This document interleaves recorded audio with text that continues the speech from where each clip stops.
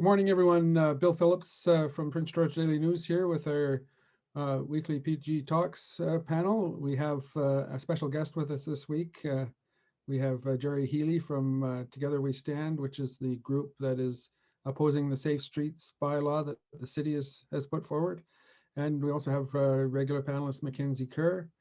We're hoping that Chuck Nisbet can join us and that he's a couple minutes late, but he should be joining us, and Tracy Calageros is unable to make it today. But we have Gerry, and of course the main issue in the city the last few weeks is what to do with the homeless people downtown, and City Council has come forward with a safe streets bylaw, which among other things will allow the city to ticket homeless people, and that's kind of sparked the formation of your group, Gerry, and you were part of that, getting that group together. So tell us a little bit about how you guys got formed and what you're all about and what you're hoping to accomplish. Okay, well, to start, I formed this group with a friend or two of mine back in the winter when people were struggling on the streets. A friend of mine up the hill, he lives in the forest, he chooses to, and it got really cold out. So several members of the Heart Community Association expressed the concern about his whereabouts and his well-being. So I went and looked for him and brought him home. And when I announced that, hey, I found him and he's safe, I posted a picture in the Heart Community Association, and everybody wanted to help. Everybody was chipping in to send him food and clothing and everything, but it was way more than he could handle. So I asked my friends if they wanted to form a group to help with the homeless situation, and all these people who wanted to donate could bring it here and we could deliver it out to the homeless people. So from there, the group grew. More and more people wanted to come and join. And it started becoming a larger and larger entity. And our goals are to work in the beginnings just to help ease the homeless struggle on the streets with clothing and food and water. But now, seeing their struggle as a greater thing and seeing the city pushing them back and kicking them out everywhere they go, we've tried to come up with a solution for them so they can have a more solid home base. And that's started out as the tent city. And now this new bylaw coming into effect is going to directly affect them. So we're going to stand up against them and put up a fight. And hopefully we can have a voice in the city council meeting August 30th to help them understand better the homeless situation and their needs. Right on. So what specifically in the Safe Streets bylaw is you guys find offensive? Because there was a demonstration a couple weeks ago, and so what do you think? What do you find there that really is not palatable? Well, understanding that these people have very limited resources as it is, when you're going to start throwing fines at them for non-compliance or for panhandling or whatever, it's like trying to bring blood from a stone. You can't. So they have to have a different solution than throwing fines at these people. Mm-hmm. Right on. Looks like Chuck is trying to join us, so hopefully we can get him in. He tried earlier, and I think we kicked him out. So hopefully Chuck Nisbet will join us. Mackenzie, you want to? Here comes Chuck. You want to join in here and add your comments or ask some questions of Gerry? Sure, yeah. We've been talking about this for a couple weeks. Hey, Chuck. So it's nice to have Gerry here. I missed him last time. Glad to see that you're up. And yeah, I mean, really, it's just human rights, and I don't think that framing it as issues or framing it as you know, what do we find offensive? I think that that's a little bit of the wrong terminology, because it's really just about human rights, and it doesn't make any sense to find people that don't have anything, right? And I mean, we need to be talking to the people that work downtown to figure out what the best solution is and what the needs are right now, some short-term solutions and long-term solutions. We know that things don't happen overnight when it comes to building homes, but we can, you know, get people running water and bathrooms right away. And I would be really interested to hear from Gerry what kind of, other than bathrooms and water, or even some ideas of how that can happen, what are other short-term solutions that you guys are advocating for right now downtown that would be the best help? Well, the first start would be showers and washrooms and housing, exactly. But the short-term solutions we've been working on, some people have been suggesting the small homes, maybe put up an aqua trailer in Tent City, you know, with some harm reduction supplies, water, food. I don't know. We're thinking. I think it was BC Housing may have a solution for the shower and washrooms, but you know, people in the group have been bringing food down and water and stuff, and that's hopefully going to continue. There's not much for short-term solutions that we haven't already put to the city and told that they won't work, like carts that would fold out into like mini homes, like a miniature tent trailer type idea. Mm-hmm. And there's volunteers in the group that, you know, they said they'd help build them, but everything's falling short because of funding and supplies, and everything costs money. So right now the tent cities were the best option, and hopefully something can come about before winter that can help get them off the ground and get them out of their tents. We're still working on answers for that. How is the new location down there at the foot of Fifth Avenue, I guess, or does it really matter where it is, as long as people are close to services? They're close enough to services. It's only a few blocks away. And, you know, it's surprising for a tent city how tidy it is.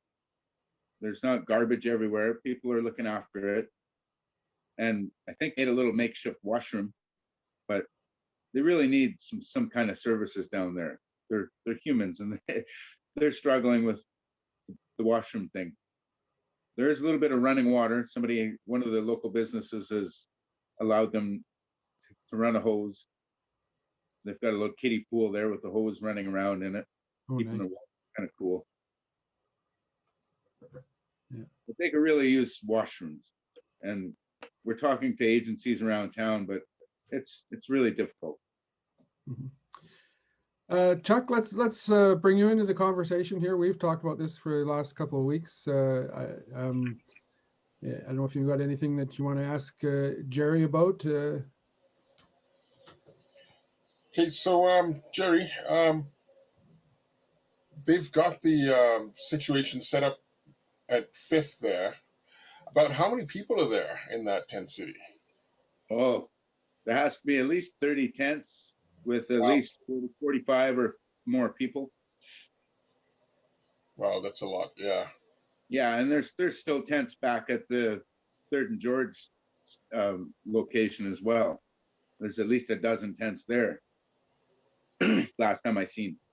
People are slowly moving over, but a lot of them want to stay there close to their services for their harm reduction supplies and whatnot.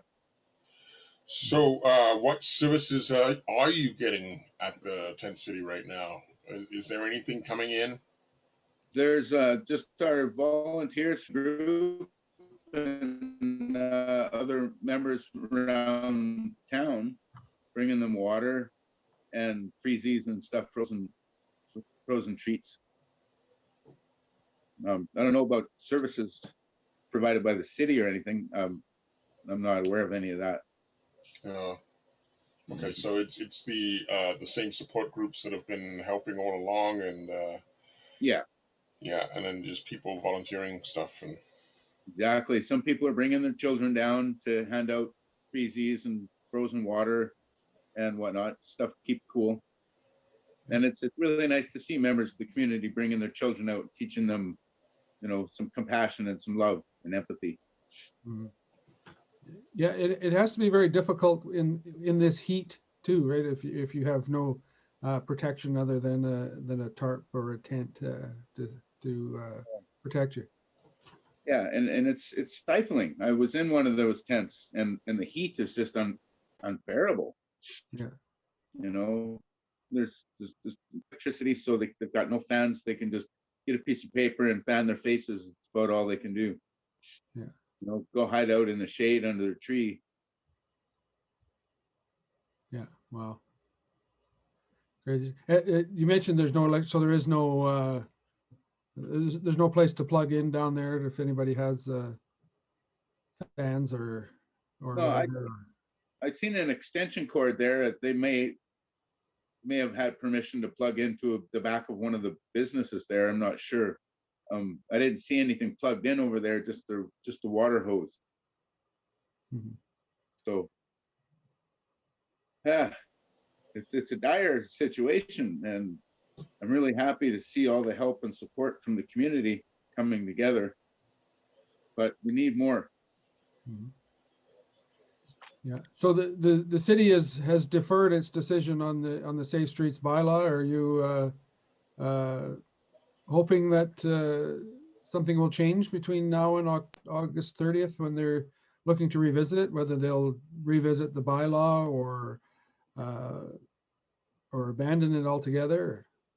Well, they needed some kind of deterrent downtown to keep it kind of safer and tidier. There is admittedly a mess down there, and some of the residents of the streets that they chip in and volunteer to clean it up, but it's an ongoing process. I'm really hoping that the bylaw and decide on making something that works for everyone. I'm hoping too, because our group is going to be doing some kind of consultation with the homeless community and find out more facts and present them to the city during that August 30th meeting. We're still waiting on word back if we're allowed in or not, but I'm sure by then we'll find out. Yeah, absolutely. Mackenzie, you got any ideas to help Gerry along with the meeting, the city council on August 30th?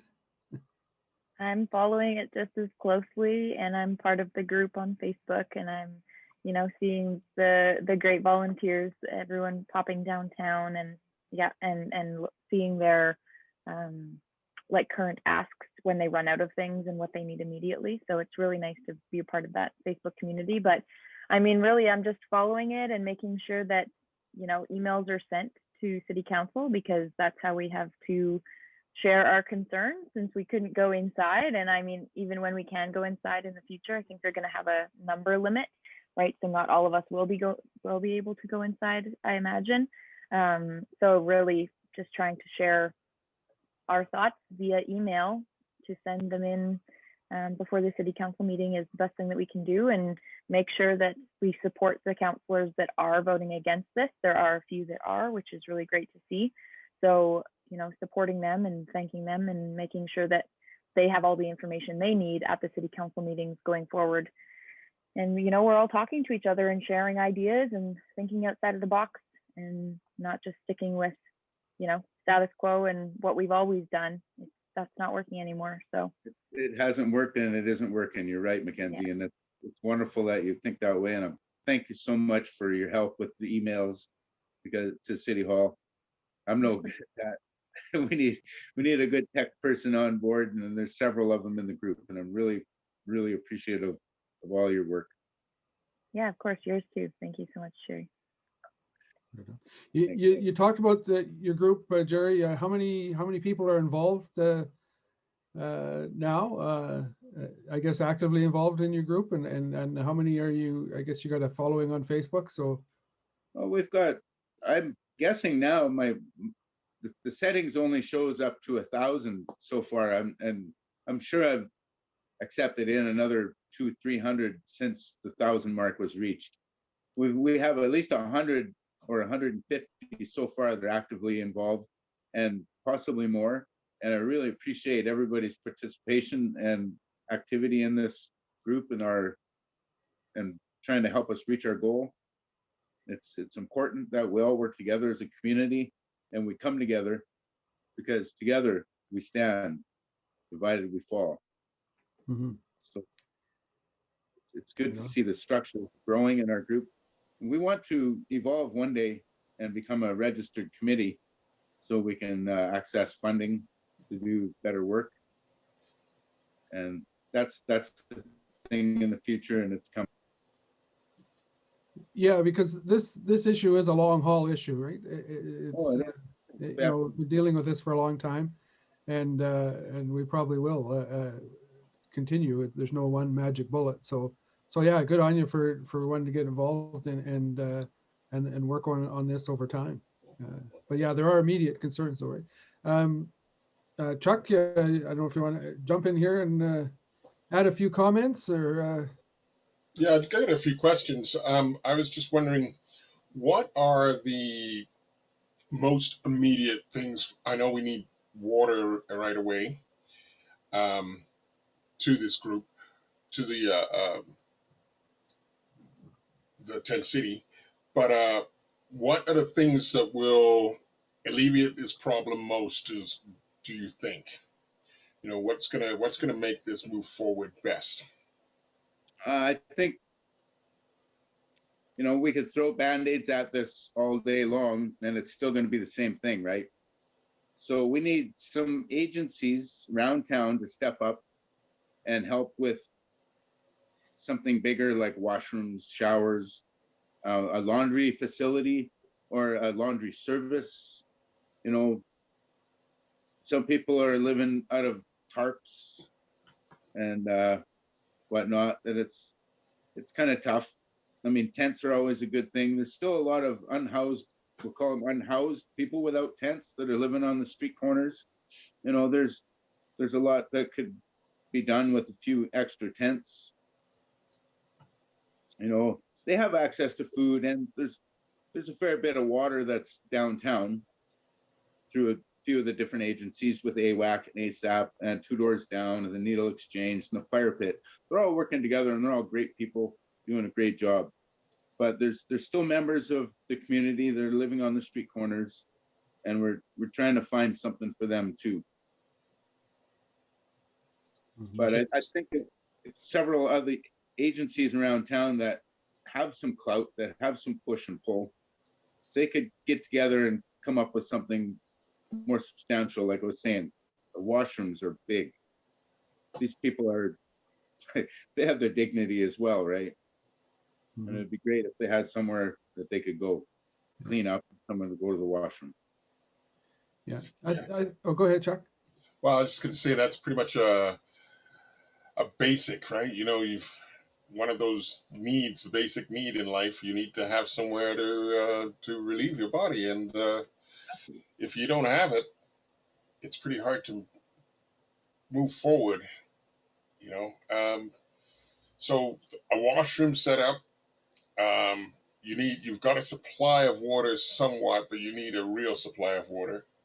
Real supply, yeah. It's for everyone. There's one tent system there set up that has the water, and I'm sure everyone's allowed to come and go with that water. But you know,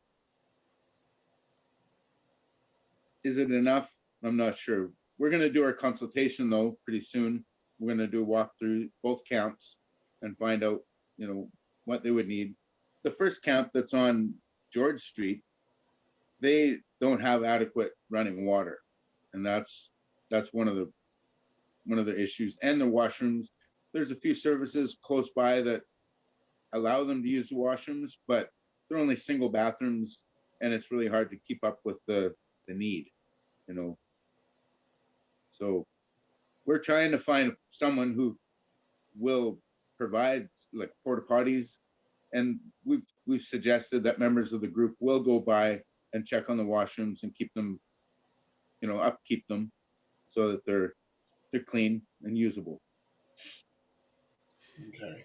Yeah, it seems to me, Jerry, that the city did put some washrooms in downtown a while ago, but I guess they've since closed them. I don't know if you know anything about that. Or... Well, I know a little bit about it. I'm not sure if they had proper staffing in those washrooms and things just got out of hand. If you know, if they had proper security and proper staffing there, they might have deterred some of the behaviors that happened there that caused them to close them down. There's just not enough adequate washrooms around downtown core. You know, if you think about it, if you're walking around downtown, you have to go to the washroom. Now think to yourself, you can jump in your car and go find a washroom, but there's no public washrooms. Mm-hmm. There's zero. Yeah, that's certainly kind of tough. That's and like Chuck was saying, when you got to go, and that's the reality of it, right? So Yeah, even if you do have a car, it's hard to find a place downtown that you can just Yep. stop in, you know. Yeah. So it's not easy in any which way, and if you're not mobile, it's going to be a lot harder. Yeah, that's right. So back alleys and darkened doorways, you know, that's the best place to go. Yeah, that's what happens, you know, and then Emergency short term. that makes your business owners downtown get all upset, and it kind of exacerbates the problem, right? So we need to relieve the one problem to just take the pressure off everywhere. Exactly. You know, So I don't know if placed. anyone's actually approached PG Porta Potty to see if they'll bring one in or something. I don't know. They're fairly inexpensive. I think they're like $125 a week. Yeah. Yeah. So I mean, I'm sure a deal can be done. I'm sure it was with one of the agencies in town. We did do a sit down with PC Housing a while back, but we hadn't gotten to the topic of the washrooms quite then. So I think on our next meeting, we will try to find an agency around town that could help us with donating funds for washrooms. mm-hmm. It's not that expensive. It's really tough because all of the agencies are not-for-profits and they're so strapped for cash, you know, like it's so difficult. And I feel like the local businesses downtown could also be a part of that conversation, and, you know, I'll chime in $50 a business and put their name on, you know, on the poster that says this was donated by, and there you go. I just feel like everyone could, you know, chime in that's downtown and pitch in and help the not-for-profits, because right now they're strapped with, you know, capacity and low staffing and low funding, and they're the ones out every day making sure that people have freezies and water bottles. And I feel like we should be spreading some of the responsibility of taking action around, not just on the not-for-profits, but yeah. And another thing that came up was the water fountains downtown. I noticed the other day, I was at Clayton Memorial Park and they were all off. And with this heat wave, I think it's a little bit crazy that they're off. And the reason was COVID. And they someone tweeted today that they'll be turning back on tomorrow because phase 3 is starting. So that's, you know, good to hear, because there's you know, open access water fountains, but they've been closed. And I'm not sure about the bathrooms in Clayton Memorial Park. I don't remember if they were open or not, but that would be something to see as well. But I mean, we need to have more than that. Just that. That's quite a ways from downtown, right? Well, it's a long ways. Yeah. Yeah. But Yeah, yeah, especially for when people located in that area. Yeah. Gerry, your group also has, I understand you're putting a petition forward that you want to present to City Council as well as meeting with them. Is that? That's a good question. I'll have to get back to you a little bit later on that. I'm working on contacting one of the other members who's more in line with that, and would it be able to answer that better? Yeah, fair enough. Yeah. Yeah, but I understand there is a petition out there online at change.org if somebody wants to search it and sign it. I'm sure you can find it, and they'll probably have more details on it. Yeah, I seen that petition. I didn't get much of a chance to read it. I've been kind of busy with setting up these events that we're having and getting together at the food and whatnot for them. So I'll try and get more information on that later. Yeah, right on. Good. We have a comment from Jacqueline Hamber, who's talking about it wouldn't hurt to ask the businesses to help solve the problem by donating, which is what we were just talking about. There is a business downtown business improvement association too that collects funds and has money to spend. They have an office downtown. Maybe they could free up some money because they're the ones that are complaining as well. Some of them, and says ask the people at PG if they're able to donate, help our community. People are always donating to causes that our own people never see any profit from. Start with our own before we put charity anywhere else. So good comments. Yeah, let's help the community here. And there's lots of areas where if you want to help, we talked about this before, whether it's St. Vincent de Paul or groups like Gerry's that certainly are helping. Absolutely. So Gerry, do you think you're going to have when on the August are we going to have any more public sessions or protests or rallies around this issue like you had previously? Oh, I'm sure we will get together for a few more times before that comes about. You know, there's going to be maybe a few organizational meetings to come up with, thoughts and ideas on what we're going to present, and several others probably to rally together to go through the communities, discuss with the people one-on-one what their needs are and what their community is about. I don't think we have anything planned per se, but they're always in the works. Mm-hmm. And sorry, that thing was with someone else asking to join Together We Stand. Yeah. Mackenzie, were you going to jump in there? No, you were just. I thought you were signaling there. I saw your hand go. So, we focused a lot on the city, what's happening with the city and the bylaw and that kind of stuff. But you talked about you are meeting with different agencies and that kind of thing. How many are, I guess, what agencies are you meeting with, and how are those meetings going? Do you think that what you're doing, you're going to facilitate some actual action?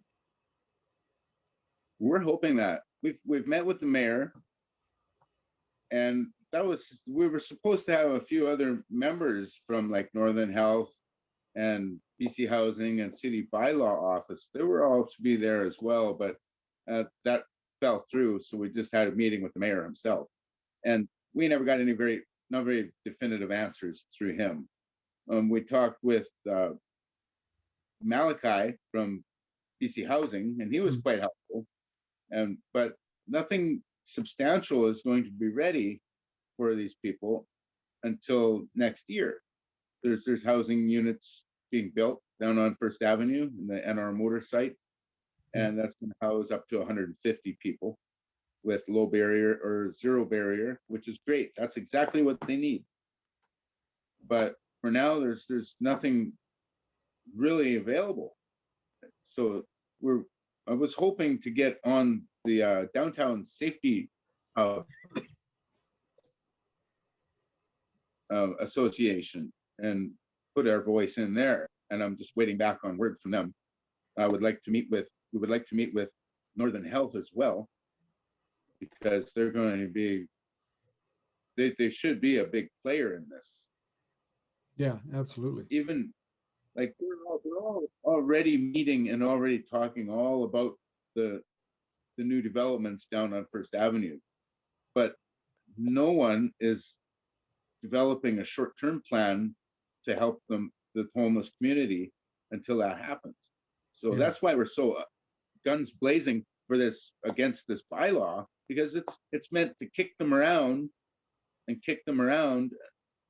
until that housing unit's put in, and then they're going to try to welcome them in with open arms. Well, who's going to want to go after they've been kicked around all winter and all summer? It's so still there needs to be a short-term solution, and that's what we're trying to find out. Well, that's the thing, exactly, right? I mean, is anyone making plans to see how things are going to be set up for the winter? I mean, that kind of stuff needs to be sorted now before it becomes a real problem. Like the summer happened and everybody was suddenly in this big problem of, oh, how do we deal with the heat? But these things need to be figured out beforehand and worked on beforehand, so that we can make sure that it's a smooth transition from season to season. And then when the housing is available, like you say, people aren't upset because of the way they've been treated. They're ready to go in and give it a try and see how it's going to work. So I'm just wondering if anyone's working on those plans right now. I mean, to try and get things ready. Yeah, they can't live in their tents through the winter, that's for sure. Yeah. You know, and most of the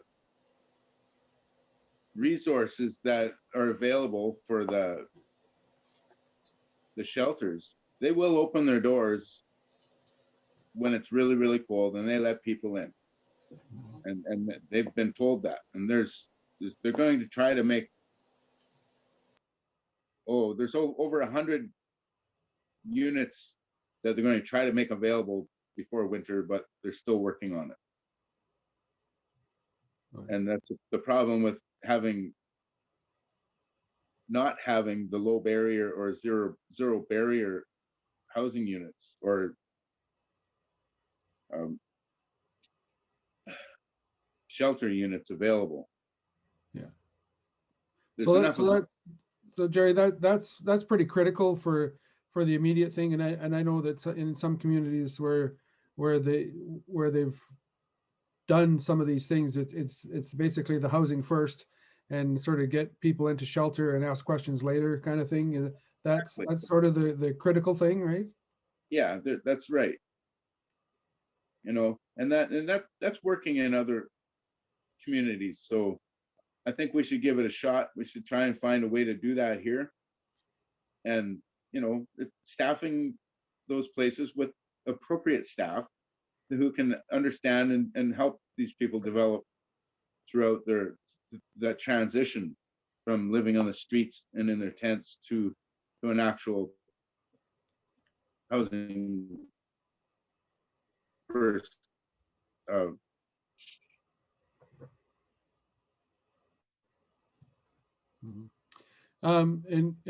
one of the other things we've talked about is the facility that's being built on First Avenue. Gerry, do you think that's going to be enough? Ooh. Well, given that many of the people enjoy living outside more than living, they say about 150 beds or places are going to be available. I'm not sure if everyone's going to want to fit into that. It may be enough, but I'm thinking there's more than 150 people out there right now unhoused. Oh yeah. Yeah, at least I'm thinking around 200 is the number. Wow. Wow. That is a lot. That is a lot. You know, and that's not just the people in the downtown core and in both those little tent communities. There are people all around Prince George, out at College Heights, up the Hard Highway. You know, they're all over. And I think the number would surprise even me as to what the exact number is. It's Yeah.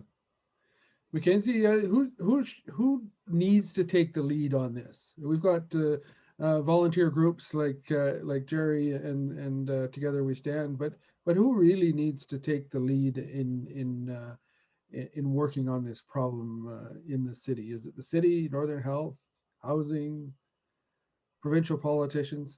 Who do Well, we need to lean on to? The problem is all of them.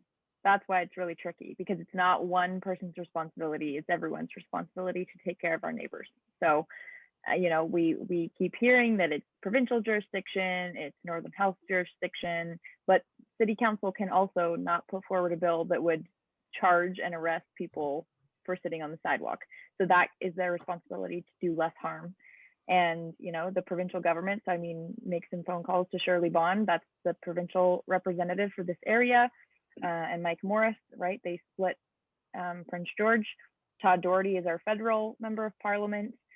There's, I would say, a little bit less than he can do at this level, but I would focus on, you know, city council, Shirley Bond, and Northern Health, and you know, support the organizations that are on the street as much as possible that are, you know, working downtown, because they're the ones that are doing the immediate action, helping people right now. So we need to, you know, be leaning on all of them. It's not one politician's responsibility, even though it would be much easier, because then we could bombard one person with all of our requests. But unfortunately, it's many people and many organizations, and we need to all be on the same page. But you know, those are the ones that we can focus on for now, and try to make sure that in the meantime, we don't do more harm with the bylaw changes that were proposed. exactly. Yeah.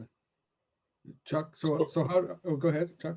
Yeah, I was just gonna ask. So, Gerry, have you heard anything from City Council or when you talk to the mayor about the bylaw change, proposed bylaw change? Has they indicated that there's um, some adjustments being made to it or anything, or No word yet. No. no? I don't know if we're going to be the first ones to know this or not. But I'm hoping that we do get word back soon. Mm-hmm.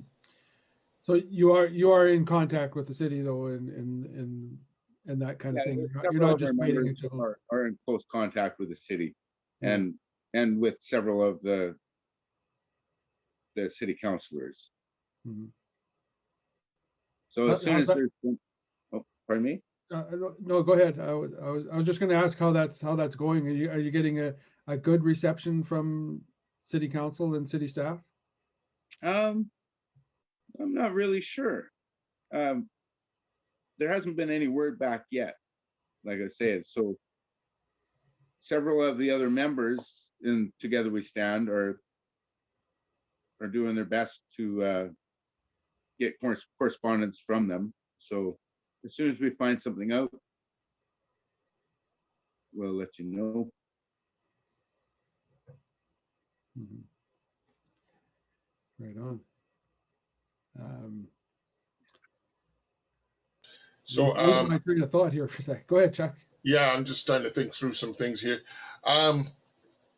So nothing's really been said from the city or anything. And I know you've talked to BC Housing. I'm just wondering if there's any other agencies that are like government agencies that can be approached for help on this issue. You know, I don't know if it's a Northern Health thing. I don't know if they'd come through. But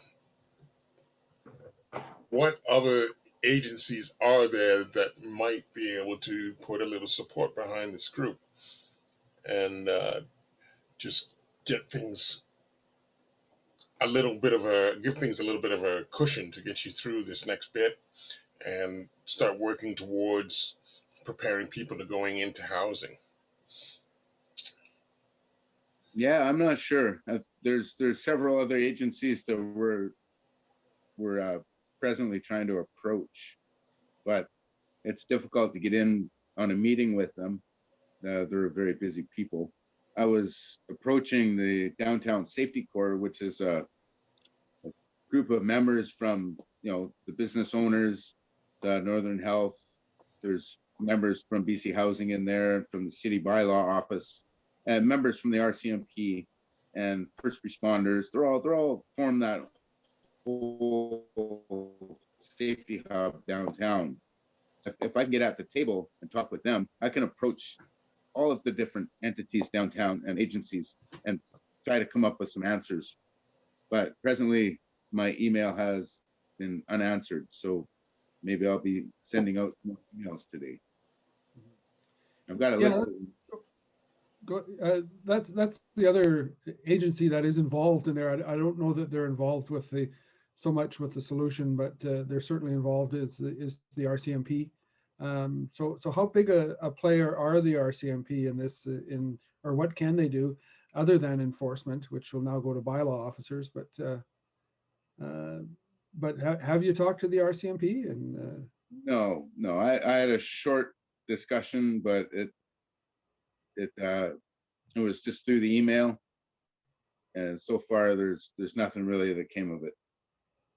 yeah, Their hands are pretty much tied, and they're only there to enforce. But they understand a lot of the problems downtown too. They're trying to be as lenient as they can be.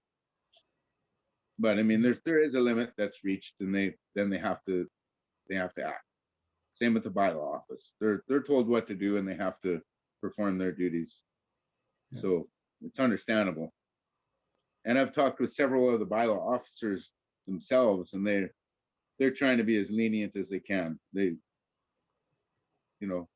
try not to enforce. They're just trying to help. So instead of enforcing and moving someone, they'll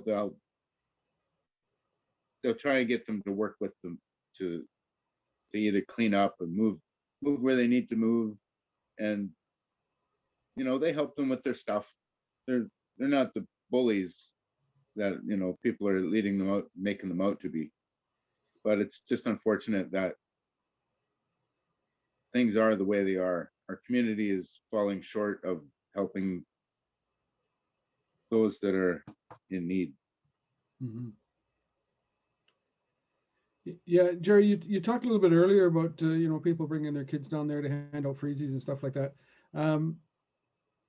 That sort of dispels the myths or the rumors, or maybe you could address like how dangerous these areas are.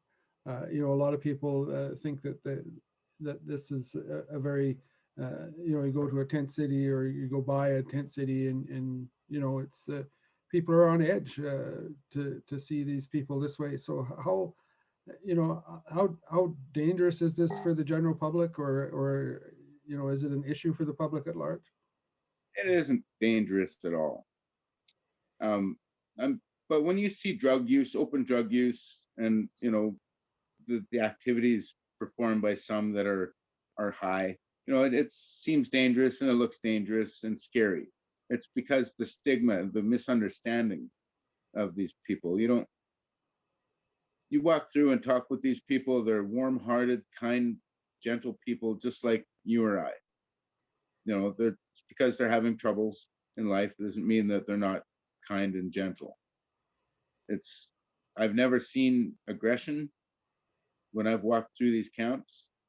If you talk with them, they're always happy to oblige in conversation. And if someone would just take the time to ask them their story, and they would they would find out a lot more than just what they see in face value. The stigma that surrounds the homeless community, that's part of the goals of Together We Stand, is to change that stigma and bring about change in people's views. Yeah, right on. Good stuff. Mackenzie, anything to add there? Or?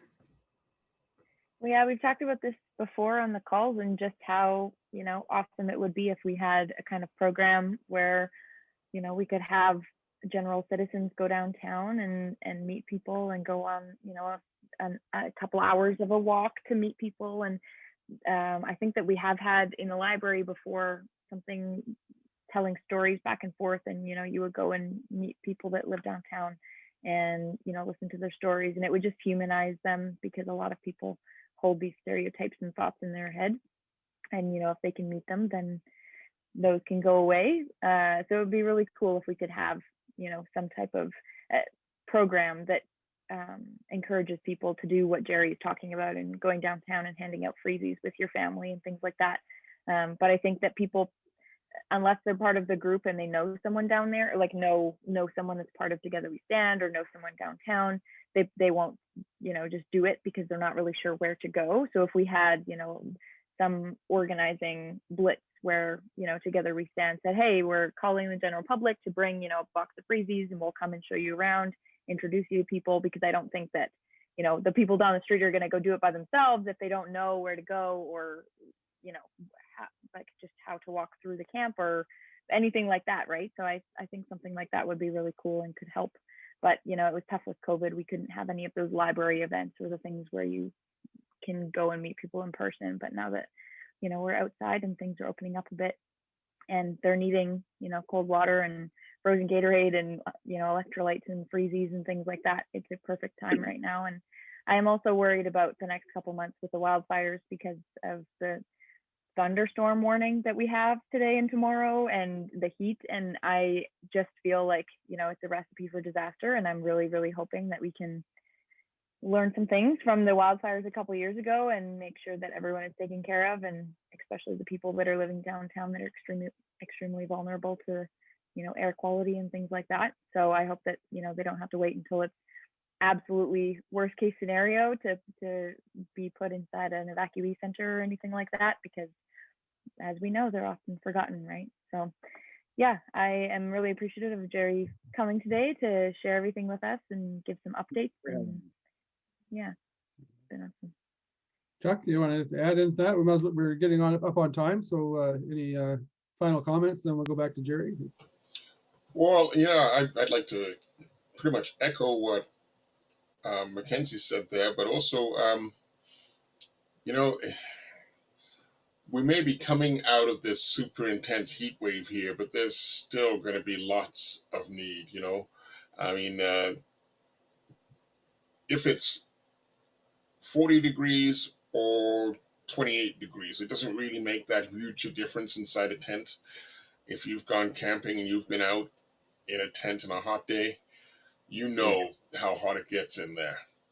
It can be really intense and brutal. So when this heat wave is over, contributions can't stop. You've got to keep trying. No matter what happens, we've got to keep the homeless in mind and try and find a solution on ways to help. And one of the ways that anybody could help is just simply bringing water or food or whatever you can spare to just help these people. And even if it's dropping things off at one of the agencies like the fire pit or someplace, or going down to the camps itself. But whatever you're comfortable with, just it's getting to that point where this is going to be a long summer, and there's a very good chance it's going to be a long smoky summer, and that causes problems for everybody as well. As much as it bothers you in your home, when you're out in a tent trying to live, that smoke and intense heat gets even worse. So I just want people to try and keep that in mind, and just try to not forget just because the temperature dropped 10 degrees. Don't let that lull you. There's plenty going on still that needs to be looked after. Every little bit helps. Absolutely. Gerry, over to you for some wrap up comments. What would you like people who are listening or watching to take away from this and remind them what where they can go to help you? All right. Well, just now, all these comments rung true. Just because it may be cooling off, the need is still there. And if anyone else out there in town, in this wonderful community of ours, would like to contribute, would like to help, they just don't know how, just shoot me a message on Messenger. You can find me through the group or post something in the group. And someone is always happy to help with bringing supplies down. Any kind of help is appreciated. And if you're interested, join our group and just come in and see what we're up to and talk with some of the members. There's some really great, helpful people in here and wonderful, full of wonderful values. So everybody keep an eye out for your neighbor. And if you do want to go down to one of the camps and have a look around, one of us would be happy to come with you and take you around. You can knock on some tent doors, look in on people, check in on, see if they're doing well, because that's what we do. We make sure everybody's doing okay.